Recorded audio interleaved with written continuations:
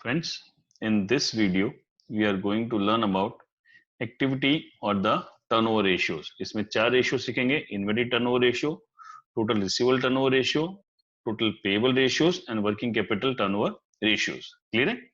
लेकिन ये सब इन्वेंटरी टर्नओवर रेशियो सीखने से पहले एक अपने को कॉस्ट प्राइस, सेलिंग प्राइस का कॉन्सेप्ट समझना बहुत जरूरी है, तो पहले हम वो समझ लेते हैं। तो सबसे पहले है find cost if sales is 6 lakhs and rate of GP is 20%। Simple है, सेल प्राइस दिया हुआ है 6 lakhs, rate of GP is 20% and it becomes very simple. Sales है मेरी 6 lakhs, जीपी का 20% है, ग्रॉस प्रॉफिट की जब रेट दी हो तो हमें हम क्या मान के चलते हैं? It is on sales. तो 6 लाख का 20% कितना हो गया? 1,20,000। सो कॉस्ट हो गई 4,80,000। बहुत सिंपल सा क्वेश्चन है। 6 लाख का 20% निकाला, 1,20,000, 4,80,000 क्या हो गई? Cost price. Find cost if sales is 6 lakhs and rate of GP is 20% on cost। ये समझना बहुत जरूरी है। यहाँ सेलिंग प्राइस में नहीं, it is on cost price. जब कॉस्ट प्राइस पे दिया है तो हम क्या करने वाले हैं? सेल्स माइनस जीपी 20%, लेकिन 1 लाख हो गया और प्रॉफिट कितना है? 5 लाख। अब ये कैसे होता है कैलकुलेशन? सो कैलकुलेशन समझने के लिए समझ लेते हैं। इफ 100 इज कॉस्ट प्राइस, देखो डिफरेंस क्या है यहाँ पे। मैं वापस बात करूं तो यहाँ पे था GP it is always on sales, but यहाँ पे ऑन कॉस्ट है, और ये मेरे पास क्या है? Sale price.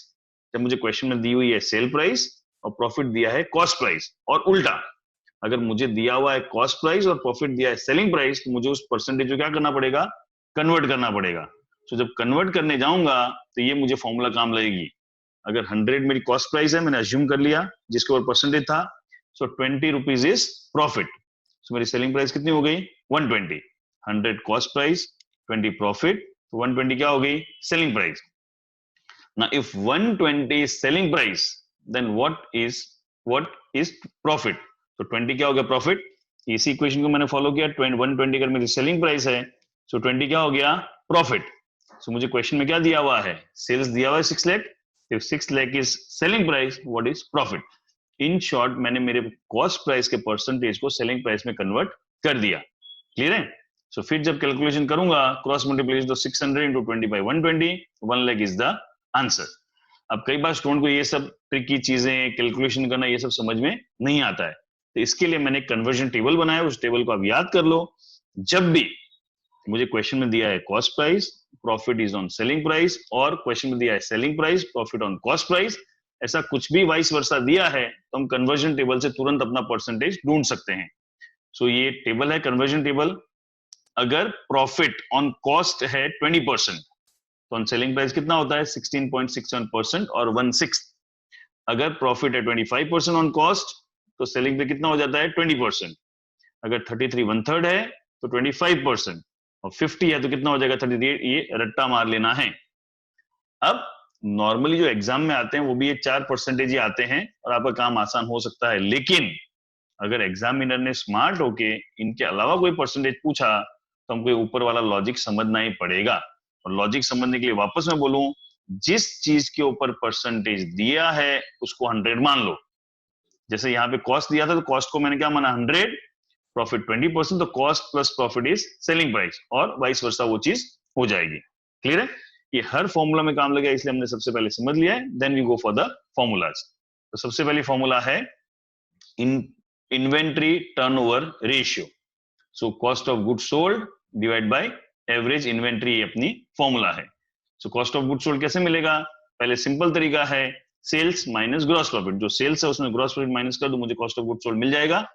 और दूसरा तरीका है ओपनिंग इन्वेंट्री, जिसमें स्टोर, स्पेस, लूट स्टूल इंक्लूड नहीं होता है, plus purchase plus direct expense minus closing inventory.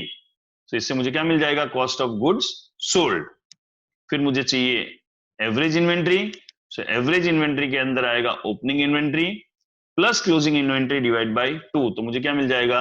Average inventory. तो इसमें सबसे इंपॉर्टेंट चीज समझनी ये जरूरी है, अगर किसी भी क्वेश्चन में ओपनिंग इन्वेंट्री नहीं दी है, तो क्लोजिंग इन्वेंट्री को हम एवरेज इन्वेंट्री ले लेते हैं। क्लियर है? Simply you get this values, formula put करो, you will get the answer.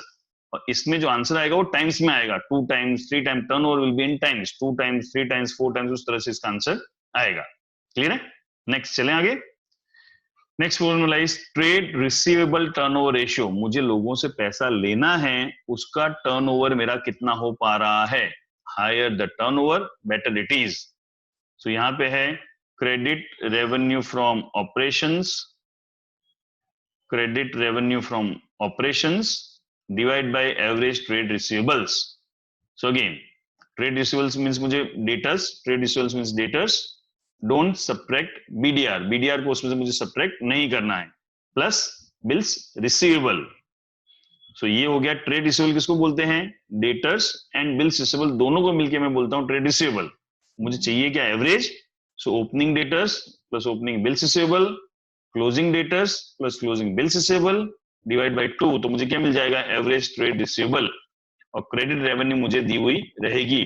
कई बार कॉस्ट ऑफ गुड्स सोल्ड दिया हुआ रहता है, परसेंटेज ऑफ प्रॉफिट दिया हुआ रहता है। तो जैसे हमने स्टार्टिंग में समझा था, वैसे कन्वर्ट करके प्रॉफिट ढूंढेंगे, कॉस्ट के अंदर प्रॉफिट ऐड करेंगे, हमको सेल्स मिल जाएगा। इन शॉर्ट ये जहां कहीं पे भी प्रॉफिट की बातें आएंगी तो हमको स्टार्टिंग वाला फेज समझना पड़ेगा। और जहां कहीं पे भी एवरेज की बात की है, अगर ओपनिंग की डिटेल नहीं दी है तो जो क्लोजिंग वैल्यू है उसी को ही हम एवरेज मान के चलेंगे। क्लियर है? फाइन। और कलेक्शन पीरियड अगर हमने पूछा है, average turnover ratio collection period पूछा है, तो 12 मंथ्स और 365 divide by trade receivable turnover ratio. ये टीआर, टीआर का मतलब क्या है? Trade receivable turnover ratio. मुझे क्या मिल जाएगा? Collection period. फाइन, सिंपल है। We move on to the next formula, that is trade payable turnover ratio. Trade payable turnover ratio formula exactly data से उल्टा है। यहां पे क्रेडिट परचेज आएगा divide by average trade payable आएगा। So trade payable means, यहां पे एक थोड़ा सा प्रिंट ये ग्लिच रहा है, पेएबल आएगा, रिसीवेबल नहीं आएगा। Trade payable means trade creditors plus bills payable.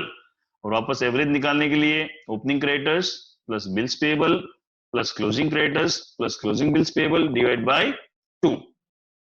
और मुझे अगर एवरेज पेमेंट पीरियड निकालना है तो 12 months divide by 365 divide by trade payable turnover ratio. जो डेटर्स का रेशियो था सेम उसका उल्टा है, उसमें सेल्स था, इसमें परचेज है, उसमें डेटर्स था, उसमें क्या है? क्रेडिटर्स है। क्लियर है? Sure. And last formula of this turnover ratio is working capital turnover ratio.